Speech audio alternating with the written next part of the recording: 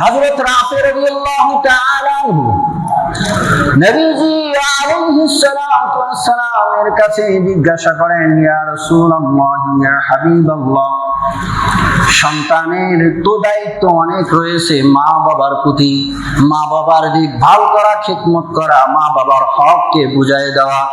এইবার রাফি রাদিয়াল্লাহু তাআলা আনহু জিজ্ঞাসা করলেন, ইয়া রাসূলুল্লাহ, একজন মা বাবা হিসাবে সন্তানের কি কি ভূমিকা আছে, কি কি দায়িত্ব আছে, ইয়া রাসূলুল্লাহ, কি ভূমিকা পালন করতে হবে বলেন।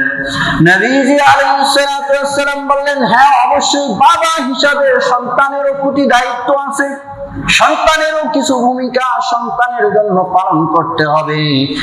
এক নাম্বার, নবীজি আলাইহিস সালাতু ওয়াস সালাম বললেন, আইয়ুআল্লিমাহু কিতাবাল্লাহ।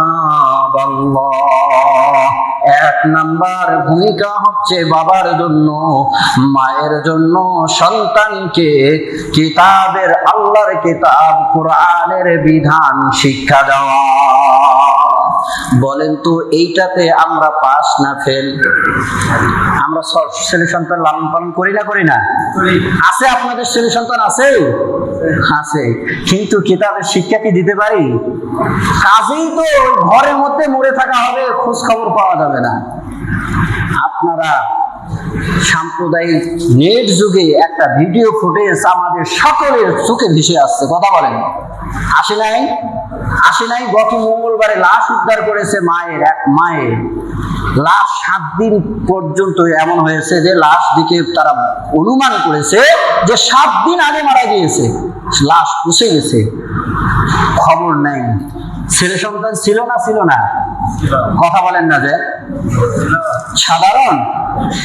এক ছেলে সচিব, এক ছেলে বুয়েটের শিক্ষক, এক ছেলে কানাডায় থাকে, আর একটা মেয়ে ইংলিশ টিচার। আল্লাহ, কি শিক্ষা দিলাম, কি শিক্ষা দিলাম যে মা ঈদের সময় মা বাসায় মরে পুষে আছে, ঘর অগোছালো, সব আমাদের চোখের সামনে ভেসে আসছে। এত অগোছালো ঘর, দেখার মানুষ নাই। মুসলমান, যে শিক্ষায় সচিব হওয়া যায়, যে শিক্ষায় ঊর্ধ্বতন কর্মকর্তা হওয়া যায়, প্রাইম মিনিস্টার হওয়া যায়, জজ উকিল হওয়া যায়, আন্তর্জাতিক স্কলার হওয়া যায়, কিন্তু ওই শিক্ষা দিয়ে দায়িত্বশীল হওয়া যায় না, মা বাবার খিদমতকার হওয়া যায় না, ওই শিক্ষা শিক্ষা হতে পারে না। কথা বলেন ঠিক কিনা? যেই শিক্ষা মা বাবার পরিচয় দিতে ইতস্তবোধ করায়, যেই শিক্ষা মা বাবাকে সঙ্গে রাখতে মেকি প্রেস্টিজের পরিচয় দেয়, যেই শিক্ষা মা বাবার খোঁজ নেওয়ার বারণ করায়, ওই শিক্ষা শিক্ষা হতে পারে না। যেই শিক্ষা দিয়ে দেশের বাইরে সম্মাননা, শ্রদ্ধাঞ্জলি পাওয়া যায়, ওই শিক্ষা শিক্ষা হতে পারে না। কথা বলেন ঠিক কিনা? কানাডায় যাক আর যেখানেই যাক না কেন, বরঞ্চ শিক্ষা হচ্ছে, নবীজি আলাইহিস সালাতু ওয়াস সালাম বললেন, আইয়ুআল্লিমাহু কিতাবাল্লাহ, আল্লাহর কিতাবের শিক্ষা দেওয়া। তা হচ্ছে ওয়াবিল ওয়ালিদাইনি ইহসানা ওয়ালা তাকুল লাহুমা উফিন ওয়ালা তানহারহুমা ওয়া কুল লাহুমা কাওলান কারীমা। এটা হলো কোরআনের শিক্ষা, এইটা হলো উচিত শিক্ষা, এইটা হলো মেন শিক্ষা।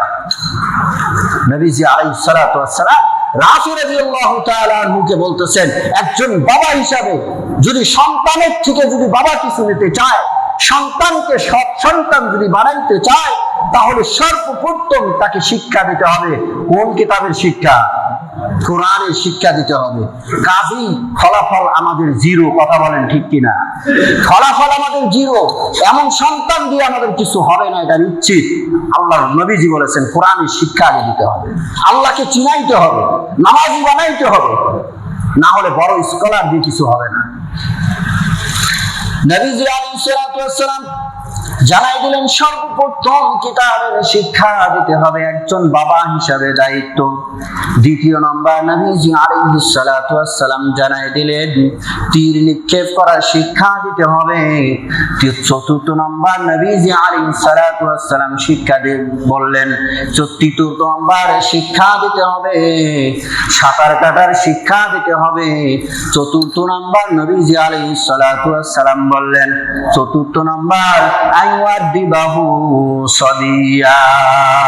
চতুর্থ নম্বর সন্তানকে আদব আখলাক শিক্ষা দিতে হবে। আদব আখলাক শিক্ষা দিতে হবে। আদব শিক্ষা আমরা কেমনে দেবো? ছোট থেকেই আমরা বাইরে রাখি, ছোট থেকেই আমরা কুমিরের হাতে দিয়ে আসি মুরগি, তাহলে কি আর হবে বলেন? কি আর হবে? কোন শিক্ষকের কাছে কার কাছে শুরুতেই দিতেছি একটা ভাব চিন্তা তো আমাদের হয় না। নাস্তিকদের কাছে পড়াচ্ছি আমরা, কাজেই তো ছেলে সন্তান নাস্তিক হয়ে যাচ্ছে। শৈশবকালে নিজের শিক্ষা আগে দিতে হবে। লোকমান হাকিম সন্তানকে শৈশবকালে নিজের শিক্ষা দিয়েছে, আদব শিক্ষা দিয়েছে। এগুলো দায়িত্ব।